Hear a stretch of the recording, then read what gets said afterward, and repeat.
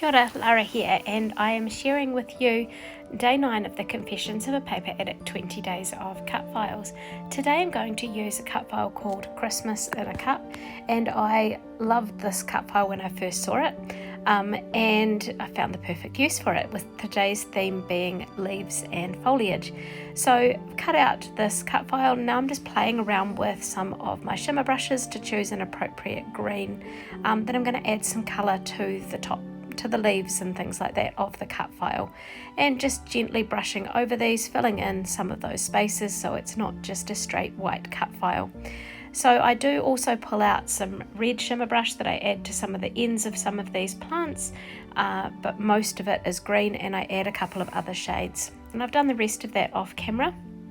And now I'm getting out the liquid glass, ready to stick this down onto some of the sort of leaf foliage paper that I found also, which is perfect. So I've used a lot of Deck the Palms collection from Close to My Heart, which is a gorgeous collection that's available at the moment. It's kind of a special collection, and so you can get all sorts of packages, but loving the colours in this, and it fits with my sort of summer Christmas here in New Zealand. And I'm using a piece of paper from this collection as well to back the cup part of the cut file. So I'm going to trim around the edges there after sticking it down, rough cutting to start with, and then I'm going to go in closer with the scissors and used a knife to cut in the handle part there. So now that's what it looks like mounted on the paper. I found a nice black chipboard piece from previous year's collections, and I've got 3 photos of different kinds of leaves or flowers that were around last Christmas. So that one there of the cat with his paw peeking out of the Christmas tree, some of the Christmas lilies growing in our backyard. They do give my husband and daughter quite bad hay fever, so I do have to enjoy most of them outside, but I do sneak some inside eventually. It's just one of those smells of Christmas. So just cutting around the edges of the white daisy cardstock left over from cutting out some other cut files, and I'm going to position those sort of in an L shape around those, and around a Picture My Life card that I think suits this layout quite nicely. So this is another piece of this Deck the Palms collection, these beautiful flowers. So one side sort of tropical, and the other side sort of very present Christmas-ish, but more modern colours than a lot of more summery colours than a lot of the Christmas colours and Christmas collections that are around the place. So cutting this out with those pretty colours coming through, just to give a bit of differentiation from the busyness of those leaves that I've chosen on that back patterned paper.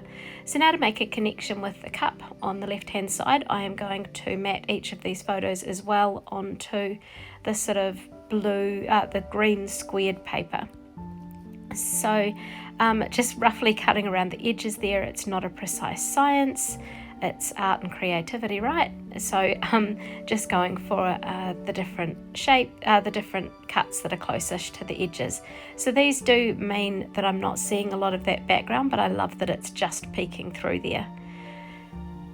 So liking the sort of the layout of this, and working out what's what and where's where, and I'm just going to stick that cut file down using the cup mostly. It is going into some page protectors. I'll do a walkthrough of the entire album at the end, but they do go in there quite nicely. So I've pulled out some of this wild berry ribbon, and I'm going to pop it through the tag that I've got there. I could have left it with nothing in there, but it just felt like it needed something, and so I've added that in before I'm going to trim those off and stick that down. So just trimming them off, and happy with sort of where that was the first time, so I'm going to keep that in there, and just using that tape roller on there as well. So my title will eventually go on that black circle. So I'm going to stick down the Picture My Life card first, and then on the opposite corner sticking down the that photo, and then filling in the gaps with the other photos. I just did it that way to help make sure that the laying out was going to be easy without having to have too much measuring. Now I do wrinkle up the edges of each of these photo mats. Again, I was wanting just to create that separation from the background. And yeah, really liking how this turns out after wrinkling up the edges and messing it up a little bit, so it's not super neat like some of the other pages have been in this series so far. Have you been watching any of the other videos that have been created?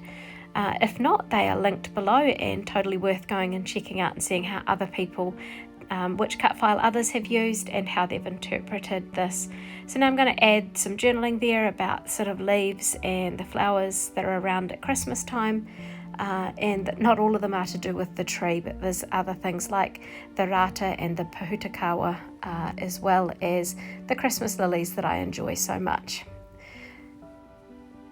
The Christmas lilies that I've got photographed there that were growing in our yard are ones that my husband has sort of taken from a few of the different houses we lived in, and they may have even come from his parents' place at some point at one point when they were moving house as well. So it's quite nice having them pop up each year as a reminder of the nice things that he does for me.